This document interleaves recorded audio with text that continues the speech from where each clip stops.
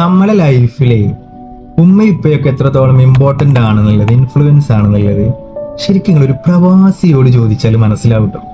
ഞാനതങ്ങനെ പറയാനുള്ള കാരണം 2, 3, 4 വർഷമൊക്കെ ഈ പ്രവാസ ലോകത്തേക്ക് വന്നിട്ട് അവർക്ക് വേണ്ടിയിട്ടാണ് കഷ്ടപ്പെടുന്നത്. ആ മുഖത്തെ പുഞ്ചിരികൾ മായാതിരിക്കാൻ വേണ്ടി മാത്രമാണ് ഓരോ പ്രവാസിയും കഷ്ടപ്പെടുന്നത്.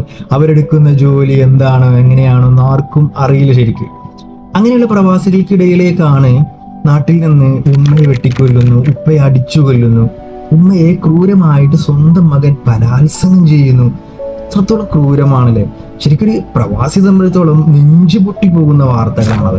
ഒരു പ്രവാസിയുടെ പൂതി എന്നൊക്കെ പറയുന്നത് എങ്ങനെയെങ്കിലും നാട്ടിലേക്ക് എത്തുക, ഉമ്മാന്റെ ഉപ്പാന്റെ വൈഫിന്റെ കുട്ടികളുടെ അരികിലേക്ക് എത്തുക എന്നുള്ളത്. അത് ഒരു ദിവസമായവനും 1 വർഷമായവനൊക്കെ ഒരേപോലെയാണ്.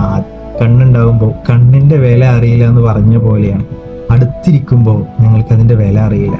ചെറിയൊരു ഗ്യാപ്പ് വരുമ്പോഴാണ് സ്നേഹബന്ധത്തിന്റെ ഡെപ്ത് അത് എത്രത്തോളം ഉണ്ടെന്ന് നമ്മൾ മനസ്സിലാക്കുള്ളൂ. അതുകൊണ്ട് ആവോളം സ്നേഹിക്കുക.